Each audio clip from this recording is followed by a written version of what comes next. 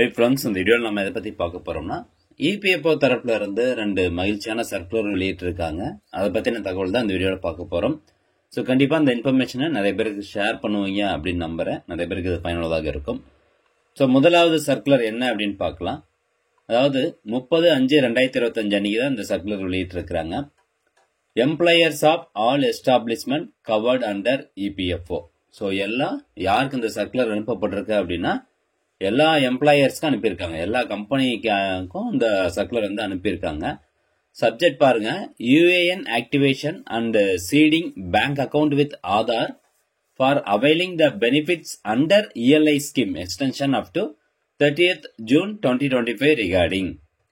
அதாவது உங்களுடைய அந்த எம்ப்ளாயினுடைய யூஏஎன் நம்பரை ஆக்டிவேட் பண்றதுக்கும், அதே மாதிரி பேங்க் அக்கவுண்ட் கூட ஆதார் கார்டு வந்து லிங்க் பண்றதுக்கும் எக்ஸ்டென்ஷன் டேட் டைம்லைன் வந்து எக்ஸ்டெண்ட் பண்ணியிருக்கோம். அது வந்து 30 ஜூன் 2025 வரைக்கும் எக்ஸ்டெண்ட் பண்ணியிருக்கோம் அப்படிங்கிறது தான் இந்த சர்க்குலர் வந்து சொல்லப்படுது. ஸோ இந்த இஎல்ஐ ஸ்கீம்னுடைய பெனிஃபிட்ஸ் உங்களுக்கு கிடைக்கணும் அப்படின்னா கண்டிப்பா உங்களுடைய UAN number Aadhaar card base பண்ணி ஆக்டிவேட் பண்ணியிருக்கணும். ரெண்டாவது, உங்களுடைய யூஏஎன் கூட எந்த பேங்க் அக்கவுண்ட் நம்பர் லிங்க் பண்ணியிருக்கீங்களோ அந்த பேங்க் அக்கவுண்ட் நம்பர் தான் ஆதார் கார்டு கூட சீட் ஆகிருக்கணும். டைரக்ட் பெனிஃபிட் டிரான்ஸ்பர் அந்த ப்ராசஸ் படி அந்த பேங்க் அக்கவுண்ட் நம்பர் தான் ஆதார் கார்டு கூட சீட் ஆகிருக்கணும். அப்பதான் உங்களுக்கான இந்த இஎல்ஐ ஸ்கீம்ல இருந்து வரக்கூடிய பெனிஃபிட்ஸ் கிடைக்கும் அப்படின்னு சொல்றாங்க. ஸோ இந்த ப்ராசஸ் பண்றதுக்கான லாஸ்ட் எக்ஸ்டென்ஷன் டேட் பார்த்தீங்கன்னா 30th June 2025. சரிங்க, இந்த இஎல்ஐ ஸ்கீம்னா என்ன அப்படின்னு பாத்தீங்கன்னா, ஏற்கனவே சொன்ன மாதிரி எம்ப்ளாய்மெண்ட் லிங்க்டு இன்சென்டிவ் ஸ்கீம் அப்படின்னு சொல்லுவோம். 2024 வந்து இந்த பட்ஜெட்ல கொண்டு வந்தாங்க. அதாவது ஸ்கீம் என்ன சொல்லுதுன்னா, ஃபர்ஸ்ட் டைம் எம்ப்ளாய்மெண்ட். இப்ப நீங்க ஒரு கம்பெனிக்கு ஃபர்ஸ்ட் டைம் முதல் தடவை போய் ஜாயின் பண்றீங்க, உங்களுடைய சம்பளம் 1 லட்சம் ரூபாய்க்குள்ள இருக்கு அப்படின்னா இபிஎஃப்ஓ தரப்புல இருந்து அந்த எம்ப்ளாய்க்கு 15,000 ரூபாய் கொடுப்பாங்க. அந்த 15,000 ரூபாய் தொகை 3 தவணையா பிரிச்சு கொடுப்பாங்க. ஸோ இது வந்து ஸ்கீம் ஏ. ஸ்கீம் பி வந்து ஜாப் கிரியேஷன் இன் மேனுஃபேக்சரிங் செக்டார். ஸோ அது வந்து இந்த மெக்கானிக்கல் ஜாப் ஆகட்டும், எலக்ட்ரிக்கல் ஜாப் ஆகட்டும், இதுல வந்து மேனுஃபேக்சரிங் செக்டார்ல, ப்ரொடக்ஷன் செக்டார்ல வந்து ஜாப் கிரியேட் பண்றதுக்கான ஸ்கீம் தான் வந்து ஸ்கீம் பி.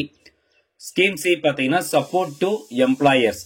அதாவது மத்திய நிதி அமைச்சகம் சார்பில் இருந்து எம்ப்ளாயர்ஸ்க்கு சப்போர்ட் பண்றாங்க, ministry of labour and employment. So அவங்களும் இபிஎஃப்ஓ எல்லாமே சேர்ந்து கம்பெனிக்கு வந்து சப்போர்ட் பண்றாங்க. புதுசா பேர்த்த நீங்க வந்து வேலைக்கு எடுத்தீங்கன்னா உங்களுக்கு வந்து இவ்வளவு அமௌண்ட் இன்சென்டிவ் கொடுப்போம் அப்படிங்கிற ஒரு சப்போர்ட் வந்து கொடுக்குறாங்க.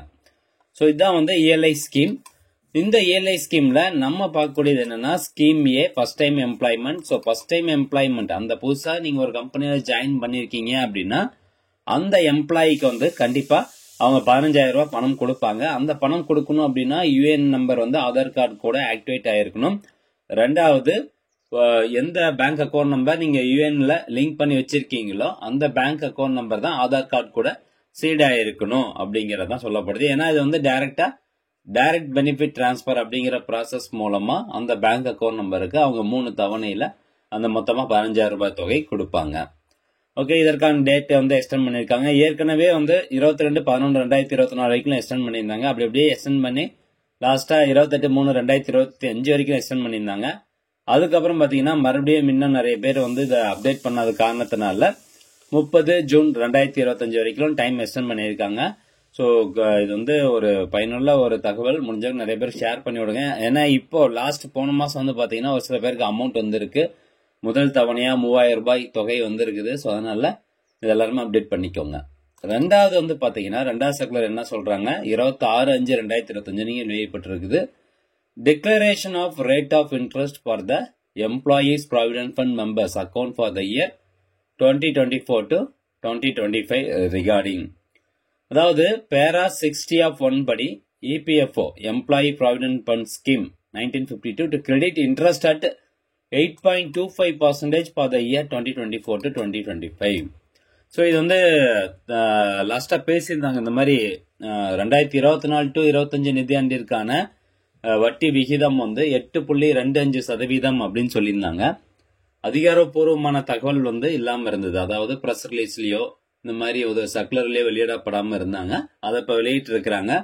ஸோ கடந்த நிதியாண்டுக்கு பாத்தீங்கன்னா, அதாவது 1 ஏப்ரல் 2024 இருந்து 31 மார்ச் 2025 வரைக்கும் நீங்க பிஎஃப்ல எவ்வளவு அமௌண்ட் வாங்கினீங்களோ அதுக்கான இன்ட்ரெஸ்ட் ரேட் வந்து 8.25% அப்படின்னு சொல்லியிருக்கிறாங்க. ஸோ இது ஒரு நல்ல இன்ட்ரெஸ்ட் ரேட் தான். இது கூடிய விரைவில் வந்து கிரெடிட் ஆகும். மேபி ஜூன் எண்டுக்குள்ள வந்து நம்மளுடைய பிஎஃப் அக்கௌண்ட்ல கிரெடிட் ஆயிரும். ஸோ யாரெல்லாம் இந்த இன்ட்ரெஸ்ட் அமௌண்ட் வெயிட் பண்றீங்களோ ஜூன் எண்டுக்குள்ள கண்டிப்பா கிரெடிட் ஆயிரும் அப்படின்னு எதிர்பார்க்கலாம். ஸோ இது ஒரு சர்க்குலர், மகிழ்ச்சியான சர்க்குலர். இந்த வருஷமும் பார்த்தீங்கன்னா 8.25% தான் இன்ட்ரெஸ்ட் ரேட் சொல்லியிருக்கிறாங்க. ஸோ ஜூன் 30க்குள்ளார நீங்க பிஎஃப்ல இருந்து வரக்கூடிய இன்ட்ரெஸ்ட் அமௌண்ட்டை எடுக்கலாம்.